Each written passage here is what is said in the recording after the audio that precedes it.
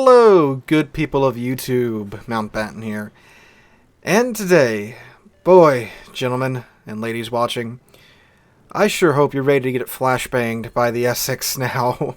So, Wargaming released a DevBlog to the Warships DevBlog, and link to this will, of course, be in the description down below. And I'm going to be honest with you, most of this I'm actually okay with the ideas that they're coming up here for these new carriers. They are announcing the initial steps in testing of support carriers. Now, I'm not 100% sure which ships exactly these are going to be. I think it's a fairly safe bet that the odd tier carriers that were removed will likely come back as these support carriers.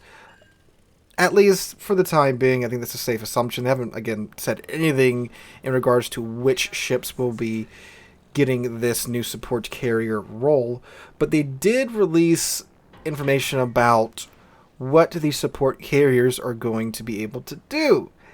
And like I said, most of this I'm actually pretty cool with, but there's one feature that I think is utterly ridiculous and would be probably the biggest detriment ever to be added into the game, just out of the sheer frustration it will induce. So let's go ahead and jump into this DevBlog. Link to this DevBlog, again, is in the description down below. I will read it aloud so you guys can read along as I read aloud if you wish to. Any relevant images or artwork I will throw up on screen as we go through this. So, they say, support carriers closed conceptual test. Now, this is something that I do want to stress here. This, for the time being, is just a concept test. None of this is for sure coming to the game 100% in the future. This is just, again, a concept testing, very similar to the various concept tests we've had around, speaking of carriers, CV spotting, with adding in the delay to the CV spotting and such. So again, this is a concept test. This isn't for sure in stone. So here we go.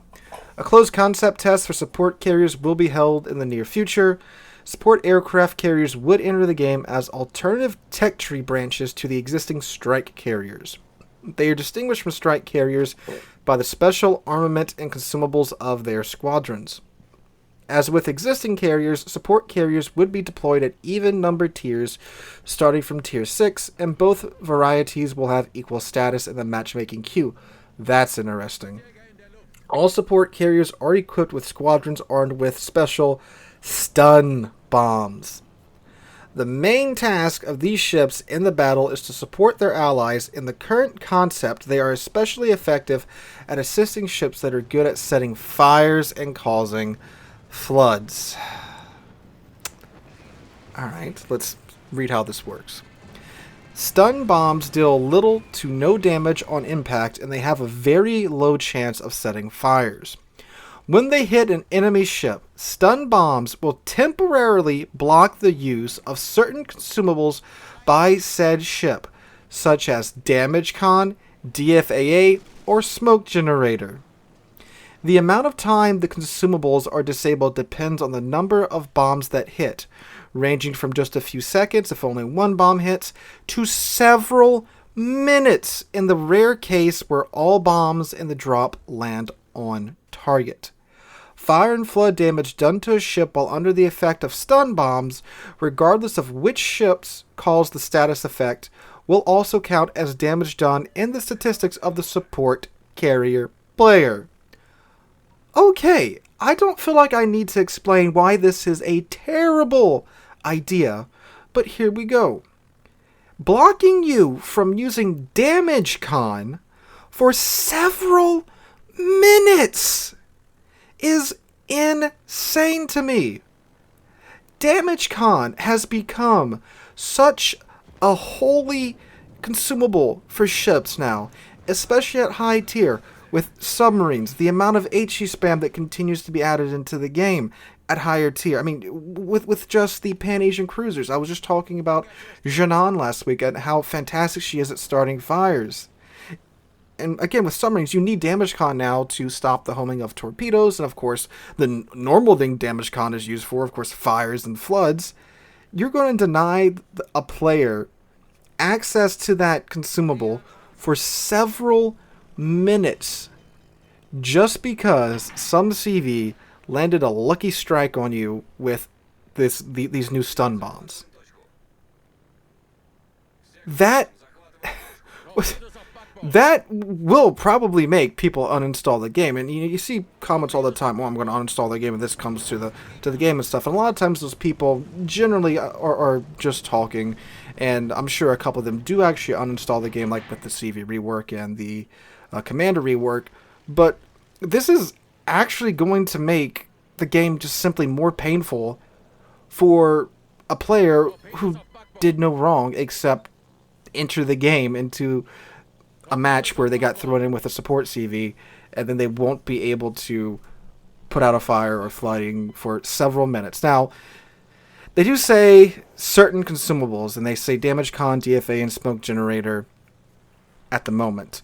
The heal's not in there, so you could heal through it if your ship is equipped with a heal, but it wouldn't surprise me if that eventually evolves, of course, to the heal as well. And why? This is a terrible, terrible idea. Just imagine yourself. You get hit with a stun bomb, and now, of course, since you get hit with a stun bomb, you can't use your damage con for several minutes. And now, of course, you've got 3 fires on you, and you're burning. And 3 fires on even a high tier ship with a lot of HP is just a death sentence. Well, again, fire burns based upon tier and percentage and stuff like that. But 3 fires on a ship is absolutely a death sentence. Like, you are going to lose 75% of your ship's health if you got 3 fires on you, depending upon your build too, of course. Most battleship players build fully into fire prevention, and still, it burns for an eternity. So, this is terrible. Wargaming, if you're listening, I get it's just a concept test, and I do appreciate that you're putting it out here very early on so you can get player feedback. Terrible idea to have this last for over a minute. And I don't think the stun bombs are a very good idea at all. I mean, like, why are these bombs able to stun the ship and stun the crew when the other 500-pound bombs that are being dropped on our ship doesn't even phase the crew? Like, if you want to make it to where you can knock out certain consumables, like, say the radar antenna gets hit, sure, I get it. That makes sense. That'll be a pretty nice addition to the game. Make the game, more in depth and such, where you can aim for certain parts of the ship. You can knock out, again, the radar. Say you hit the bow of the ship, or wherever the sonar dome is located, and you knock out the hydro or hydroacoustic dome, whatever you want to call that part of the ship. I get that. That would be pretty neat if they added that in. But just throwing some bombs at the ship stuns the crew. Now you can't use your consumables. This is ridiculous.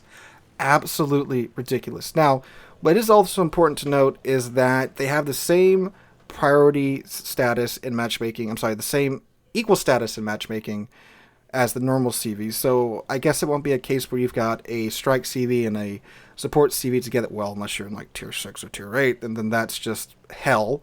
But at tier 10, I guess you'd have a support CV or a strike CV. So that would be something.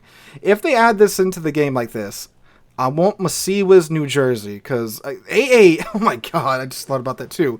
AA is nowhere near on par with this ability.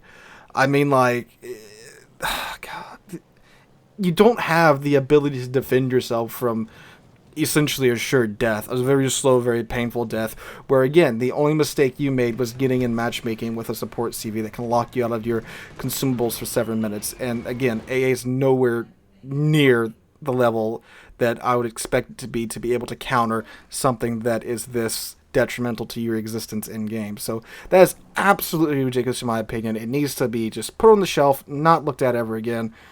And even if they go forward with stun bombs should have, I think, a maximum time of like 30 seconds if they do go forward with this. Like, I don't think they should be added at all, but I think 30 seconds would be pushing it for a maximum runtime of stun bombs. That's in my opinion. Again, I don't think they should be added in at all. Terrible idea in my mind.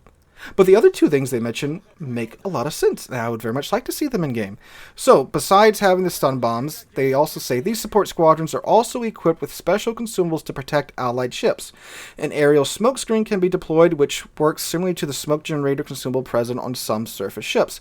That makes perfect sense. This was a thing. This has been a thing since the 1920s. Here's some footage of, I believe, it's not the Air Force, I think the U.S. Army Air Corps, whatever they were called back in the 20s, testing this idea out. And yeah, this makes sense. This was used during World War II. quite a bit, so perfect sense for that to be added into the game. I think many players were expecting that to come. The second one, I think, is also a pretty good idea, but needs some work as well. Chaff can be dropped to hinder or nullify the effects of a surveillance radar consumable use. If any ship enters a shaft area with a surveillance radar consumable already active, the radar would immediately stop working and begin its cooldown phase. If ship is inside the shaft area when an enemy surveillance radar is activated, it will take longer than usual for them to become fully visible to the rest of the radar ship's team. That makes a lot of sense in my mind. However, the idea that you can just fly over like a Des Moines, drop chaff on him, and then his radar goes straight to cooldown is kind of dumb in my mind. Like, I think if you do drop chaff right on a radar ship, it should just maybe shorten the range of the radar and increase the detection time. That makes sense, but just shutting off the man's radar just because he entered a shaft area doesn't make much sense in my mind. And this was a thing during World War II as well, especially being deployed from planes. I haven't looked and seen if it was used by the Navy, but I know the Brits and the Germans did a lot of this with their land-based radar, so it makes sense and has some historical context, and of course chaff is still used today. But again, the ability for it to just shut off the enemy's radar doesn't make much sense in my mind. Blocking its use or hindering its use and increasing the detection time, that makes more sense rather than just shutting off the man's radar. And again, if you drop it on like, let's say you got a DD going to the cap, drop some chaff for him, buys him some more time before he gets detected by the radar. Perfect sense. I think that works well. So the chaff and the smoke, I think, are very good ideas. The chaff, again, I just think that needs a little tweaking, but the stun bombs are beyond ridiculous, and I don't think they should be added in. I think how support CVs should work is they should have this squadron, because apparently this is all in one squadron too. And they do note the exact composition of the rest of the support carrier squadrons depend on its nation and its tier. They also do note down here too, support aircraft carriers are in the early stages of development, and our aim with this session is to test our initial concept, which may well change, I hope to God it does, significantly over the course of this and further test. We'll keep you posted on the development of these ships and share more details at a later date. So it sounds like they're going to have normal attack squadrons. They probably have bombers and torpedo bombers, or, you know, rocket planes and dive bombers, so forth and so on, and then they'll have this additional support squadron. I think that makes sense as well, because as much as they can boost the economy to, you know, rewarding players for providing smoke, chaffing enemy ships, or stunning enemy ships, of course, it's not going to add up to be near as profitable as, of course, just doing damage like you would normally do in a CV. So, I think overall, with the exclusion of the stun bombs, I think it's a pretty solid idea. And I'm glad they're sharing this information with us this early so they can hear how upset we are and how much we don't think these stun bombs are a good idea. Now, the next important step, Wargaming, is to listen to the feedback. You did a good job of that a few months ago, but then you stuck those random bundles back into the early access events. Bad Ouija. Don't do that. Please, for the love of God, give up on that. But for the love of God, Wargaming, this will make people uninstall. Like, you know, Elden Ring's frustrating. It really is. But I'd rather play that than have to deal with my ship getting stunned and burned out. That is stupid in my mind. It's a terrible idea. And I pray to God you guys don't go forward with this concept. Alright? Alright. That's my 2 cents on this subject, guys. I hope you guys enjoyed today's video. Let me know what you guys think about this in the comments down below. I will be live streaming tonight right here on the channel and on Twitch from around 5 p.m. U.S. Central to 8 p.m. U.S. Central tonight. So please come out for that. Hope you guys have a wonderful Friday and have a wonderful weekend. And hope to catch you guys in the next one.